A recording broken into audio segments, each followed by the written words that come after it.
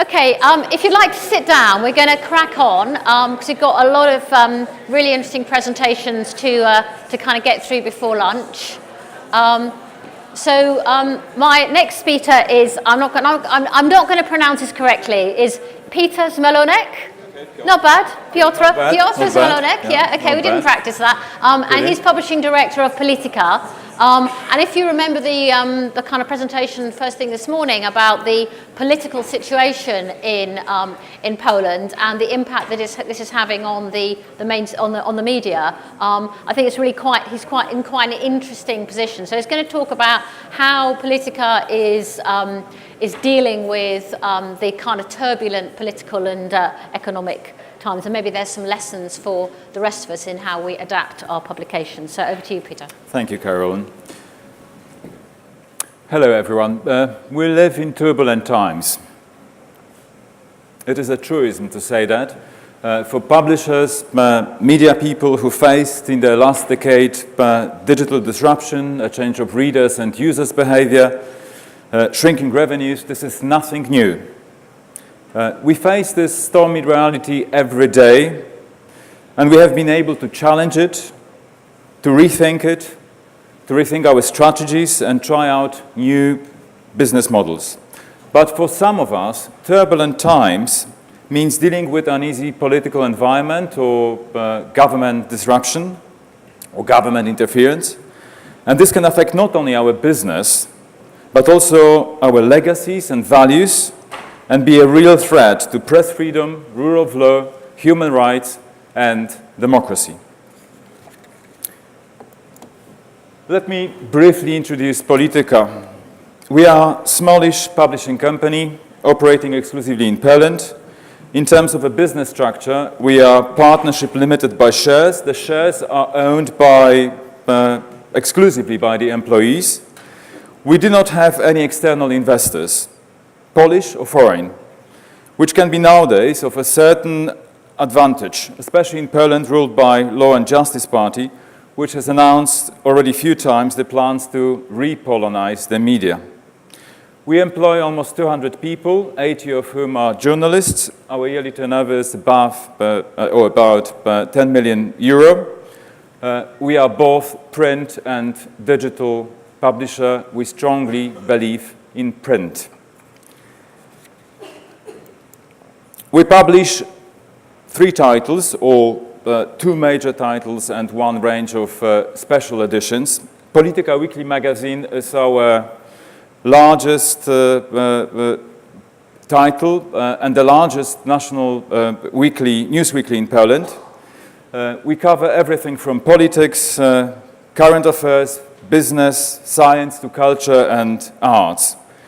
We rely on quality journalism and on long-form journalism, provide serious features and serious opinions. Forum Biweekly its editorial content comes from is based on reference from international press, and we have 3 special periodicals. One is on history, one on psychology, and a magazine on trend and ideas.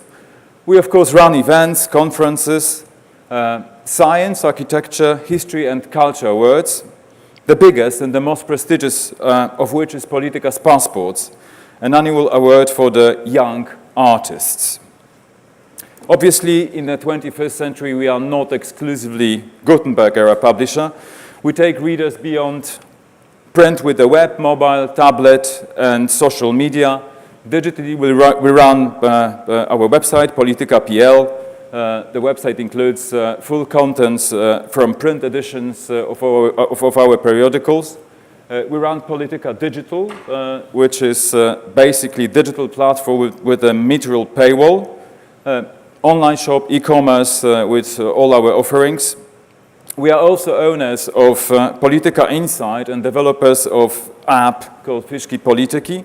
I will talk about them later on. Moreover, we have some 30 shares in Talk FM radio station, the biggest talk and news radio format radio in Poland. Now back to Polityka Weekly itself. It always was and still is our flagship publication. The beginnings of Polityka go back to communist Poland. It was established in 1957. Until 1990, under Weekly's masthead appeared the famous slogan, "Workers of the world unite." I think Jeremy Corbyn might be quite happy about it. For the first 25 years, Polityka was led by Mieczysław Rakowski, on your left on this picture, the man who would later become Prime Minister. But as an editor-in-chief, he changed the typical propaganda periodical into the influential and widely read Weekly. Together with the fall of communism, which was partly done by this stubborn electrician Lech Wałęsa on your right, Poland and Polityka started its new and exciting life. The title had been torn out of the state monopoly and handed over, like many other press publications at the time, to the journalists. Some of them, like Jerzy Baczyński, today's keynote speaker and editor and current editor-in-chief of Polityka, were actually in the 80s solidarity activists. The journalists formed a cooperative and were quickly confronted with a free market economy. With 2 borrowed typewriters at a huge loan, Polityka became totally and entirely independent. And the word independency described quite well our legacy over the last 28 years. We know that journalistic independence is strongly connected to the financial standing of the company. Without financial independence, freedom of the press dies. Therefore, we try to keep both of them in a healthy condition. The 90s at Polityka were the times of learning and adjusting to the brave new world. In 1995, the Weekly changed the format from broadsheet into magazine. The readers were flocking in. Circulation grew rapidly, reaching 250,000 copies. The advertising revenue skyrocketed. This was a time of constant and undisturbed growth. But then came the end of the century, and the new millennium brought not only millennials, they came of course later, but also Lehman Brothers and the financial crisis, Mark Zuckerberg and the social media, the Kindle, the iPhone and the iPad. Anyway, as everywhere else, our advertising revenue fell dramatically. The circulation shrunk a bit. By 2012, the split between the revenue from advertising in print and print sales was still looking rather healthy. At least this is what we thought at that time. 40–80% were coming from print advertising, 50% print sales, and 2% from digital sales. 4 years later, in 2016, only 28% of the revenues were from print advertising, almost 70% from print sales. The digital sales were up to 5%. Despite the changing readers' and users' behavior, especially new generations focusing on other ways of accessing news and press features, we've been able to maintain the print circulation and online traffic and keep a stable number of subscribers for the last few years. With 100,000 copies sold and 13,000 digital subscribers, Polityka is by far the biggest news weekly in Poland. But to sustain and develop our business, we had to search for new revenue streams. We looked around and tried to get some inspiration and adapt the best strategies, while at the same time we have used two of our biggest assets and strengths. First, our authors and journalists. Second, the special relation that we have built over the years with our audience. Focusing on our readers' needs and interests, obviously not only on Donald Tusk's portrait on this slide, and using the experience of our editorial team, we started a range of projects in both print and digital that could expand our brand and bring the new revenues at the same time. We did not invest in anything that was too risky or might harm our financial stability. Take a look at some projects which we implemented over the last few years. Some years ago, we started at Polityka editorial supplements dedicated to one subject: history, psychology, and trend ideas. Later on, we changed them into standalone press titles. On average, they are 120 to 140 pages. The single copy price lies between €4 and €6. We have taken the view that advertising is nice to have and we will welcome it, but it's not vital. The first source of income is circulation-driven revenue. Up to now, we have published around 100 of these special editions with an average circulation of 30,000 copies.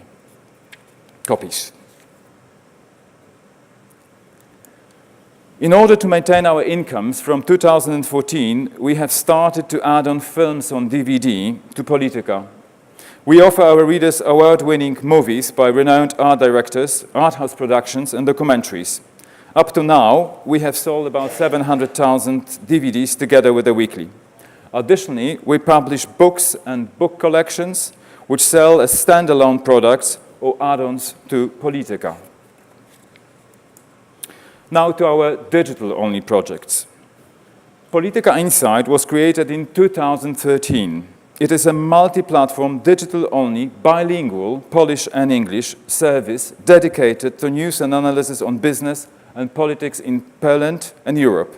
The main product of Polityka Insight is a daily PI briefing, which offers 5 analyses a day on current issues from the business and government agenda, a section on business news, a section on political news, and a selective press digest. Polityka Insight is tailored specifically for decision makers and executive-level professionals. The customer base includes Polish and international corporations, public institutions, embassies. The business model is quite simple. It is a subscription-driven service with a hard paywall and a premium price strategy.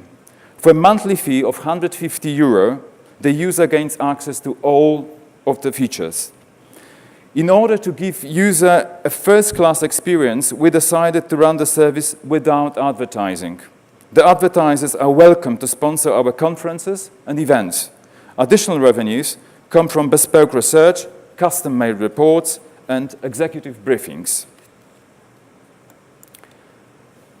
How to translate in-depth articles from Polityka into a smartphone screen. How to make sure that content which demands time and concentration can be consumed in a hustle and bustle of daily life. How to select topics which will attract the younger audience. It took us half a year of research and meetings with the potential users to get the right answers. The result, an app called FIPP Polityki, which we started in February this year with the financial support of Google. The content of FIPP is based almost exclusively on Polityka's products, current and previous issues of the weekly, and other titles from our portfolio.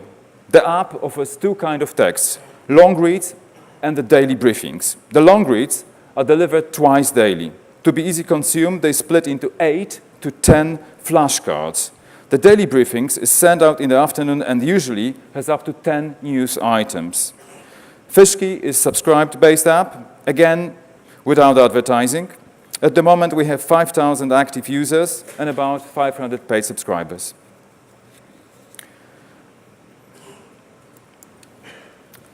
We just celebrated our 60th anniversary. It is always a very good occasion to reflect on the past, but also to look to the immediate future. And there we see some continued challenges on the horizon. Partly they are typical for any media organization whose core business relies on print. We all have to look into digitalization, cost optimization, and right pricing strategy. At the same time, we have to nurture the readers' and users' relations and search for new revenues.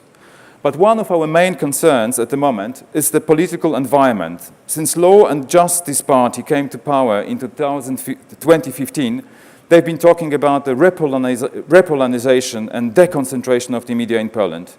By the end of the year, we will probably learn what those terms mean exactly. Jokingly, I can say that luckily, Polityka cannot be repolonized. We are exclusively a Polish company. But, as we know from some other countries with limited democracy and a growing autocracy, it is not hard to destroy the disobedient media. In order to punish the media and stop the press from doing its job, the government can use all sorts of methods, from administrative reach through new media laws up to high taxes. Finally, I would like to share with you some of the thoughts of Gregory Chaitin, Argentinian-American mathematician and computer scientist. We portrayed him in our documentary series Pioneers, the one and only film project devoted to the most unorthodox contemporary thinkers who have the courage to challenge the dogmas of science. I think his views can be applied not only to science, but also to media industry and the way we think. Just listen and watch to this. I don't consider myself a specialist, Virginia. I'm not afraid to go into a field where I know very little and criticize the prevailing dogma and think of maybe alternatives, which means I have to be comfortable with not knowing, with not being a specialist. But that gives me more freedom, because the people who are specialists are really stuck in all the existing current framework. You know, they've been drilled in it. They've exterminated any thoughts, deviant thoughts that they've had, so they could concentrate on the field. And that may be good for developing engineering, for example, or a field that already you know the basic questions and you just have to study more, work out the details. But when it's really a frontier where nobody knows what to do, there you really need new ideas. You know, so fashion is evil, and I think that talented people should be against fashion, should be against the ideas of the majority. Fight the system, or no, you can't fight it, just ignore it. Try to find a way to ignore it, and do your thing. Do your thing. Yes, I love the fight the system, that's very good. Just before we kind of go to any questions from the audience, I was sort of very interested in your Insight platform for business users, and also the smartphone platform, which is subscriptions revenue. But I'm kind of also aware you've got this big collapse of advertising revenue.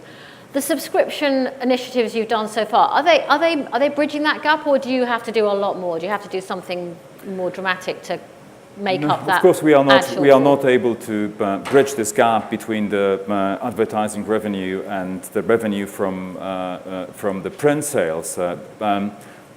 But saying that, I have also to say that in the last 5 years, twice we had to increase our copy price, and this was quite amazingly taken out by our readers. They want to stay with us. Basically, we rely on their loyalty, and they pay this loyalty with their money. Basically, they are ready to pay for the good quality journalism, and especially in those times. We were very surprised. We put the price up last year, and we didn't lose any copy actually by moving the price up. Right, that's interesting. So it shows that they do place a really high value on your journalism. So kind of you're almost reorienting the business around the readers and the subscription revenues. This is the most valuable source of our revenues, the revenue driven from readers. So the readers' relations and readers' revenues for us are absolutely vital. Yeah, yeah. Do we have time for one question? Yeah, one question. Is there a question? Yeah, okay, that's a nice easy one. Talking to the black bit. Does it work? Yes, thank you. Michal Klima from Prague. I would like a very interesting presentation, thank you. And I would like to ask, what is the share of these special editions, share on profit or revenues on the whole? On the whole company. I mean, we see it as a leverage to that what we're doing. The main source of income is, of course, Polityka Weekly, and from that we have about 7 to 8%. And this is really substantial. I mean, this is something what we can put towards the thinking advertising. That's for sure. Yeah. Okay, well, thank you very much, Piotr. Thank you. Thank you. And I think